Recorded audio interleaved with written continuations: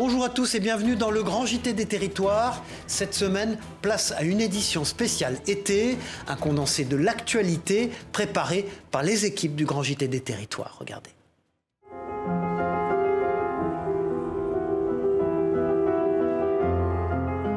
Il suffit de tendre l'oreille pour entendre résonner les premières notes qui s'élèvent dans le hall 3. Au bout des doigts, Giovanni interprète un morceau qu'il a lui-même composé. Moi je viens ici souvent, pas pour aller prendre un train, parce que c'est pas mon objectif, je viens vraiment juste pour rencontrer les gens. On va dire que la moitié des gens qui sont assis, je les connais parce qu'on est devenus tous amis entre nous et on a quasiment une mini communauté de pianistes. Une communauté de pianistes qui intrigue les voyageurs venus profiter de l'événement en attendant leur train. C'était super, très intéressant, plein de styles différents, plein de niveaux différents. Et ils avaient tous quelque chose à montrer, donc non, c'était franchement un bel événement.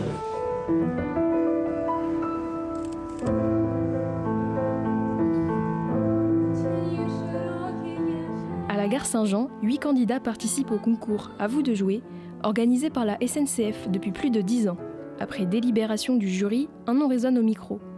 Mathis Bastos, du haut de ses 19 ans, il remporte la finale régionale. Quand je suis au piano, je ressens beaucoup de choses. C'est vraiment important pour moi de me sentir libre au piano et donc des fois je m'emporte un peu parce que ça me fait ressentir beaucoup d'émotions. Nommé parmi les 12 finalistes, Mathis jouera dans une gare parisienne lors de la finale nationale pour tenter de remporter un piano, une session d'enregistrement en studio et même une première partie de concert dans un festival.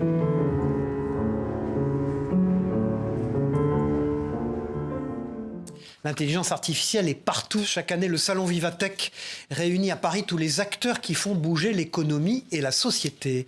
L'occasion pour le groupe LVMH de présenter toutes ces nouvelles innovations réalisées par des startups partenaires. Regardez cette visite guidée de Vivatech avec Christophe Rigaud. C'est le plus grand rendez-vous européen des startups et de la technologie. Le salon Vivatech réunit chaque année le meilleur de l'innovation. L'occasion pour le groupe LVMH de présenter ses plus belles maisons et ses projets de collaboration avec des startups. Cette année, le numéro 1 du luxe propose des solutions innovantes dans 3 domaines. D'abord pour l'expérience client, qu'elle soit la plus luxueuse possible, qu'elle soit la plus fluide possible et la plus élevée possible pour nos clients. Le deuxième domaine, c'est sur la désirabilité de nos marques, c'est-à-dire d'être capable de faire des produits d'une qualité exceptionnelle. Et enfin, le troisième domaine, qui est très important parce qu'on est dans le luxe et parce qu'on est leader du luxe, c'est le leadership exemplaire. Donc, beaucoup d'innovations dans les domaines du développement durable, de la sustainability, de la diversité, et puis dans les domaines technologiques également, pour avoir une IA qui soit responsable et centrée sur l'humain. À Vivatech, 11 maisons du groupe LVMH sont représentées. Direction, le stand de la maison Dior. On va effectivement présenter 2 innovations extrêmement importantes, tout ce qui va permettre d'anticiper la personnalisation de l'expérience client sur le web avec une très belle collaboration entre la maison Dior Couture et une start-up qui s'appelle Kauna. Voilà, donc ça c'est comment on va effectivement apporter de la valeur à un internaute, à un potentiel client qui va arriver sur le site web de Dior Couture, qui n'est pas forcément connu, et aussitôt on va lui proposer une forme de personnalisation de ses pages. Donc voilà, très impactant, avec une sélection de produits qui va faire qu'il va être encore plus attiré par les produits de la marque. Des innovations qui touchent également la gestion des magasins et sa logistique. Dans nos maisons, on a des plateformes digitales, mais on a surtout des magasins. Donc les magasins, c'est très important. C'est l'objectif de faire venir les clients au magasin. Il y a une très belle un très beau projet qui est présenté par Dior Couture avec une société qui s'appelle Scandit pour faciliter tout ce qui va être l'identification des produits en magasin, la localisation des produits en magasin, le comptage et le stock en temps réel. Donc vous voyez, on commence au début de la chaîne avec la personnalisation de la relation client et on arrive dans le magasin, dans le stock pour identifier les produits. Cette année, 3 de ces startups ont reçu un award de l'innovation du groupe LVMH. C'est le cas de la société Kauna qui a été récompensée pour sa collaboration avec la maison Dior. Je suis persuadé que vous avez déjà vu le travail de cette entreprise spécialisée dans les ouvrages architecturaux et pourtant, vous ne la connaissez pas. Viry, une entreprise vosgienne, a notamment réalisé les anneaux olympiques posés sur la Tour Eiffel l'été dernier. Regardez ce reportage de notre partenaire Vosges TV qui a pu rencontrer les gens de cette entreprise. Regardez. Un escalier monumental pour une gare du Grand Paris. Il fait quand même 150 tonnes de poids. et les diviser en 12 secteurs. Un ouvrage complexe de 48 mètres de haut, reflet du savoir-faire de l'entreprise de construction métallique Viry à Éloie. Créée en 1965 par Bernard Viry, la petite société de chaudronnerie, initialement dédiée aux particuliers, est depuis devenue grande, avec des chantiers qui ont notamment fait sa renommée. Notre spécialité, c'est l'ouvrage sur mesure, architectural, travaillé, qui allie le complément d'un savoir-faire d'ingénierie avec celui de l'atelier. On a travaillé dans les projets d'aérogare à Paris, une structure métallique vraiment de la dentelle très fine. Ça, je pense que c'est un des chefs-d'œuvre de l'entreprise. Rachetée en 2007 par le groupe Faya, la société Viry emploie désormais 85 salariés pour un chiffre d'affaires de 20 millions d'euros par an. Avec une quinzaine de projets chaque année et un carnet de commandes qui ne cesse de s'étoffer, l'entreprise se porte bien et se diversifie même avec le travail de la tôlerie notamment, comme ces modules, 2600 au total qui viendront habiller les murs d'une gare à Clichy. Bonjour Christian. Viry, c'est aussi l'entreprise qui a réalisé les fameux anneaux olympiques suspendus à la Tour Eiffel pendant les Jeux de Paris. Un ouvrage de 30 tonnes, 29 mètres de large, 13 de haut et près d'un an de travail. Quand on parle d'anneaux, on dit bah oui, c'est que des ronds. Mais non, c'est pas que des ronds, il y a tout ce qui est connexion et liaison entre les éléments, et il y a la répétitivité qui permet d'avoir une fabrication, ce qu'on appelle plutôt industrialisée, qui permet de préparer toutes des séries d'éléments qu'on viendra assembler par la suite. J'ai connu beaucoup de chantiers avec des contraintes, mais ce chantier-là est quand même particulier. On sait qu'il a été vu par un grand nombre de personnes dans le monde entier. Un beau coup de projecteur sur l'entreprise qui garde tout de même une certaine amertume de l'expérience, puisqu'à l'issue des Jeux, les anneaux n'ont pas pu être conservés et ont été refondus, contrairement aux Agitos, des Jeux paralympiques également réalisés à Éloie, qui eux ont été installés de façon pérenne devant le pôle d'activité multisport à Bobigny. Le programme Erasmus est très plébiscité par les jeunes qui souhaitent étudier dans des établissements d'enseignement à travers le monde. C'est le cas notamment pour des étudiants maltais et espagnols qui ont atterri à Fort-de-France en Martinique. Une première pour les locaux qui souhaitent pérenniser ces échanges à l'avenir. Regardez ce reportage de notre partenaire sur place via ATV.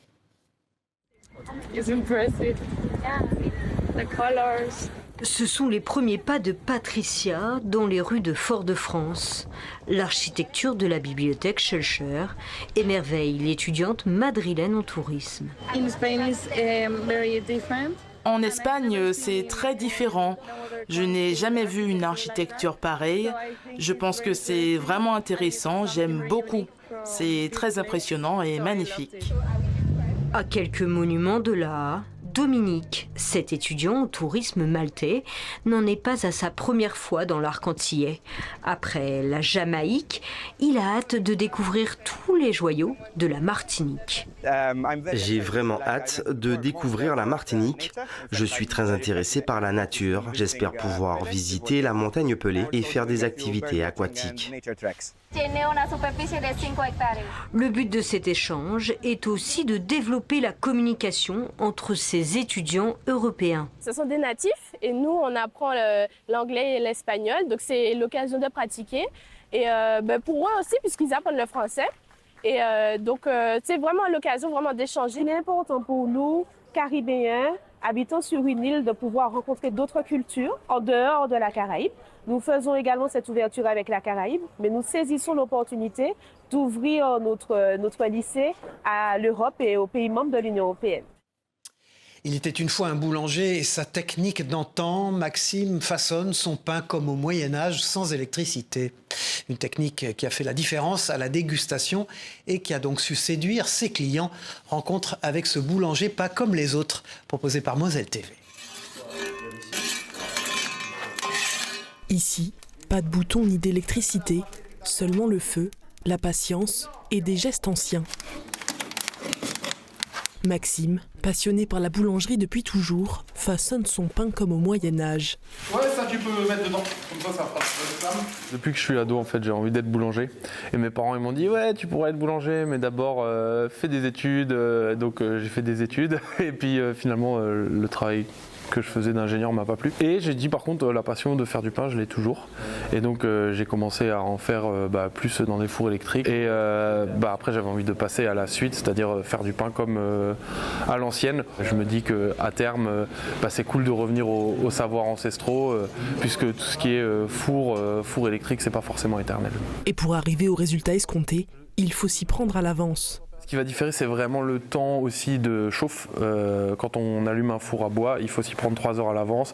Il faut avoir du bois sous la main, il faut avoir découpé du bois. Après quelques pizzas pour lancer la chaleur, Maxime répartit les braises dans le four. La sole doit être bien chaude. J'aimerais qu'il y ait une chaleur uniforme dans tout mon four. Donc je vais tirer les braises. Puis vient le moment de débraiser. Il retire les braises, nettoie la pierre. Le dernier coup de balai pour être sûr. Et là on est bon. Et enfin, les pains sont prêts à être enfournés. Une technique qui fait la différence au moment de la dégustation. Il y a aussi un peu ce goût de feu de bois qu'on peut que retrouver dans une enceinte où il y a eu des cendres, où vraiment de la fumée est passée. Et donc c'est comme ça que c'est ce qu'on retrouve vraiment dans les feux de bois, dans les fours à bois traditionnels. C'est une belle fournaise, ça. Maxime viendra partager sa passion lors de l'événement « Il était une fois une ferme » à Center Parcs. Je vais faire une fournée, mais totalement ouverte. Je prépare ma pâte le matin, donc là tout le monde pourra venir pétrir. À midi, je préparerai probablement pizza et tarte flambée, on verra. Et après, à la fin, il y aura le débraisage, l'enfournement, le défournement, et à la fin une dégustation du pain qui sort, et on espère qu'il sera bon. Une activité d'autrefois qu'il exerce avec grande passion aux côtés des bénévoles et adhérents de l'association. Amateurs de fromage, vous allez adorer ce reportage. Devenu un emblème de la gastronomie française, le Beaufort est un produit au savoir-faire unique. Originaire de la Savoie, ce fromage fait sa renommée grâce à sa texture ferme et fondante. Alors, à vos papilles, avec ce reportage de notre partenaire 8 Mont-Blanc. Chloé Luneur. Une texture lisse couleur ivoire, un talon concave et une croûte plutôt épurée. Pas de doute, ce sont bien ici les caractéristiques du Beaufort. Mais avant de devenir une meule à pâte pressée cuite, ce prince des gruyères typique de Savoie est passé par un processus de fabrication bien précis, comme ici à la coopérative laitière de Moutier. On se trouve dans l'atelier de fabrication de Beaufort et comme on peut le voir, le lait qui a été collecté ce matin, donc le lait chaud de la traite du matin, plus le lait froid d'hier soir, est mis dans les cuves, chaudron de 6000 litres de lait, dans lesquels on va mettre jusqu'à 5400 litres de lait en ce moment pour faire 12 meules. On remplit, pendant qu'on remplit, ça chauffe. Et quand la cuve est pleine, à ce moment-là, le fromager rajoute la présure. Une fois cet enzyme naturel ajouté, place au décaillage pour obtenir des perles de fromage. Puis c'est au tour de la cuisson de faire son job. Le Beaufort appartient à la famille des fromages à pâte pressée cuite. Le pressage, c'est après. La cuisson, c'est dans le chaudron. On va monter de 33 degrés à 54 degrés en 40 minutes. Quand c'est bon, on attend encore un petit peu pour peaufiner les goûtages. Et après, on moule les fromages. Après moulage, les fromages restent en moyenne 20 heures sous presse, puis ils sont refroidis et immergés dans une eau saturée en sel. Ce n'est que 24 heures plus tard qu'ils rejoignent les caves d'affinage, où en moyenne 500 meules sont stockées à minima 5 mois, avec la particularité d'être affinées à la main et dans des caves datant des années 50. Il faut une température contrôlée, entre 6,5 et 9,5, 10 degrés, et avec un taux d'hygrométrie assez élevé, entre 90 et 95%. Au cours de cet affinage, les fromages sont retournés, donc ici à la main, et frottés avec de l'eau salée. Toutes les tâches difficiles de retournement à la main ou de faire tourner la meule sur le bord de la planche, c'est fait par le robot. C'est quand même nous qui décidons de la force de la brosse, la pression qu'on exerce, de la quantité d'eau qu'on injecte, du nombre de tours qu'on fait, et bien sûr qu'il va y avoir un contrôle visuel avant. Un travail moins pénible pour les salariés donc, mais identique dans la technique, avec quelques mois plus tard des Beauforts qui se retrouveront en vitrine. En moyenne, la coopérative fabrique près de 18 000 meules chaque année. Toujours en matière de savoir-faire dans nos territoires, la société Brin propose du mobilier fabriqué avec du carton. Une conception locale qui a su se démarquer en étant présent sur des événements d'envergure tels que le Tour de France par exemple. Reportage de LMTV Sarthe, Alexandre Ferrer. Des chaises, une table, voire même un espace détente. Tout en carton. Les spécialités de cette société sartoise. Depuis 10 ans, Brin propose une conception de matériaux bas carbone et en circuit court dans le milieu de l'événementiel. Le carton est disponible aux 4 coins de la France. Et l'utiliser, ça nous permet de limiter le transport énormément. Des événements toujours plus grands. En 2016, l'entreprise produit 10 000 exemplaires de tabourets pour les spectateurs du Tour de France. C'est ce concept qui m'a permis de me lancer dans l'aventure Brin. Et puis là, on a l'exemple 2 ans après, tabouret officiel du Tour de France. On a travaillé en direct avec ASO. C'était un rêve. De l'impression à la découpe, une dizaine de minutes suffisent pour la mise en forme de ce chevalet.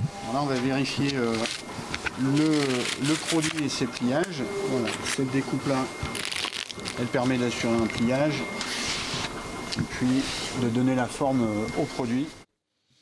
Quand Nicolas Stoufflet et son équipe se déplacent de ville en ville, l'engouement est toujours au rendez-vous pour le jeu des 1 000 €. Plus ancienne émission de radio de France, les spectateurs répondent toujours présents pour tenter de remporter le Super Banco. Regardez cette immersion lors d'une étape dans l'Aube avec Canal 32 sur place. Chers amis, bonjour! C'est le jeu iconique de la radio en France. Quand Nicolas Stoufflet et son équipe se déplacent pour un enregistrement, le public répond présent. Plus de 200 personnes se sont massées dans la salle des fêtes d'Hervy-le-Châtel pour l'émission de France Inter. Il y a un attachement à cette émission. C'est pas une émission de radio comme les autres. C'est un petit spectacle. On l'écoute souvent d'une génération à l'autre et on a envie de voir comment ça se passe et peut-être participer. Donc il y a vraiment un lien qui est créé entre les auditrices, les auditeurs de différentes générations et nous. On se rencontre. C'est pas une émission de studio, c'est une émission en public. Ça arrive parmi... Bien sûr, le métallophone emblématique est de la partie. L'autre nom, disons, du Rio Grande. Le jeu des 1 000 € est organisé pour les communes, par les communes. Ça fait connaître la commune, son patrimoine. Je suppose que les personnes doivent faire un petit tour dans Hervy avant de venir à l'émission. Quel égyptologue français a étudié la pierre de Rosette? En 2h30, les 5 émissions de la semaine sont enregistrées. Les candidats participants ont été sélectionnés directement dans le public, quelques minutes avant l'enregistrement. Moi, j'écoute le jeu des 1 000 € depuis 30 ans. Et puis, il y a une complicité avec mon fils. On parle beaucoup du jeu des 1 000 € et je suis très émue d'être là. Je suis fan du jeu, je l'écoute tous les jours. Mais ça fait partie de l'environnement familial. Question blanche, bleu, rouge, banco, super banco. La rythmique est bien rodée. Malgré les codes historiques, le jeu séduit toujours. L'audience ne cesse d'ailleurs de progresser. Le jeu des 1 000 € revendique aujourd'hui 1 800 000 auditeurs. Connaissez-vous les cafés joyeux? Ces établissements sont un modèle d'inclusivité. Ils s'implantent partout en France, présents par exemple à Rennes, à Bordeaux, à Marseille, à Strasbourg ou encore depuis peu à Lille. Ces établissements n'emploient que des personnes en situation de handicap. Un concept qui plaît beaucoup aux clients. Présentation avec notre partenaire WEO TV dans le Nord. C'est un café pas tout à fait comme les autres, en plein cœur de Lille. Un lieu qui porte bien son nom. Café joyeux! Car ici on prépare des cafés, des repas, mais aussi et surtout des sourires. Sa mission, offrir un emploi à des personnes en situation de handicap mental ou cognitif. Charles-Henri fait partie des employés. Ce matin, il est au comptoir, mais ses missions sont variées. Le service, la caisse, un peu de plonge, un peu de cuisine quand c'est notre tour en cuisine, et puis préparer les commandes. Une polyvalence notamment permise par Élise, superviseur. Elle guide au mieux les employés du café, comme Camille. Si jamais je vois qu'il y a quelque chose qui ne va pas ou qui manque, on incite à aller voir, on indique, on montre les choses à faire. Et puis après, au fur et à mesure que les équipiers apprennent tout seuls, on peut les laisser en autonomie sur pas mal de choses. Ouais. Julien est chef de cuisine. Lui aussi accompagne les équipiers dans leur mission, notamment pour la plonge. Une double casquette qui n'est pas de tout repos. Ici, tout est fait pour faciliter le travail des employés. Par exemple, ces Lego colorés qui leur permettent de repérer les tables associées à chaque commande. Un fonctionnement qui rend possible un service de qualité à la clientèle, mais c'est surtout la personnalité des serveurs qui l'a séduit. C'est absolument génial, hein. C'est de se faire accueillir comme ça par des gens qui sont absolument heureux de travailler et tout, c'est génial. Un petit mot, un remerciement, le livre d'or est là pour ça, et il ne manque jamais de messages. Ça fait du bien parce qu'au moins, ils sont constructifs, les messages sympas comme tout, c'est sympathique, voilà, c'est bienveillant. Un succès qui fait la fierté du gérant. Ça a très bien marché dès le départ, autant que ce soit pour l'affluence que pour la cohésion d'équipe et l'efficacité du travail. Ce lieu d'inclusion, de partage et de joie est le 21e à ouvrir en France. Au total, ce sont 7 personnes en situation de handicap qui y travaillent pour le moment. Véritable emblème de la gastronomie bretonne, le kouign-amann est une spécialité à base de pâte feuilletée, de beurre et de sucre caramélisé. Originaire du Finistère, c'est pourtant un boulanger d'Ille-et-Vilaine qui a reçu cette année le titre de meilleur kouign-amann de Bretagne. Partons tout de suite découvrir les secrets de fabrication avec ce reportage de TV Rennes. Et n'oubliez pas vos couverts et votre assiette. Voici le meilleur kouign-amann de Bretagne. Non déplaise aux Finistériens, il a été conçu ici à Béton par Frédéric Lecam. Et pour ce faire, c'est tous les employés de la boulangerie qui ont mis la main à la pâte. Chacun me donnait sa version. Alors il y en a, c'était pas assez cuit, trop salé, trop de caramel. Donc à chaque fois, j'essayais de modifier les critères pour que ce soit unanime à la fin. Au bout d'un moment, ils m'ont dit, là, celui-là, il est bien, il est abouti. Alors je sais pas si c'était du lard ou du cochon, parce qu'ils en avaient tellement marre de manger du kouign-amann que peut-être qu'à la fin, ils m'ont dit, oui, celui-là, il est bon. Pour finir, je suis parti sur la recette qu'on avait déterminée. Cette année, c'est vous le meilleur, quoi. C'est moi le meilleur. Je prends. Pour ce costard mauricain, c'est la consécration après 4 tentatives, dont la première, il y a plus de 20 ans. C'est vraiment un prix qui me plaît parce que j'aime bien le kouign-amann, je suis breton pur beurre, on va dire. Dans nos professions, aujourd'hui, il faut toujours aller plus vite. Donc gagner un produit traditionnel, je trouve que c'est super. Et quand on lui demande le secret, que ce soit croustillant autour et puis bien moelleux à l'intérieur. Et qu'il y ait un bon goût de caramel. Le boulanger remettra son prix en jeu l'année prochaine, même s'il a avoué espérer le garder quelques années. C'est une mode étonnante dans le monde du sport amateur, les albums de vignettes à collectionner. Comme les Panini pendant les Coupes du Monde, de nombreux clubs amateurs créent leur propre album à l'effigie de leurs licenciés.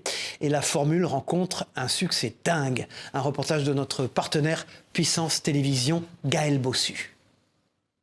Il y a moi ici, regarde. Les stars, ce sont elles. Elles n'ont pas encore 13 ans, mais les handballeuses de l'ASPTT Bar-le-Duc ont le droit à leur propre album de vignettes à collectionner. En fond, on est plein de fois, on est là. Mais oui, vraiment. C'est un peu stylé, ouais. Et puis aussi, on est un peu fiers, du coup. Déjà, quand on voit par exemple nos têtes sur un journal, on est contente. Alors maintenant, sur un cahier et sur des vignettes comme ça.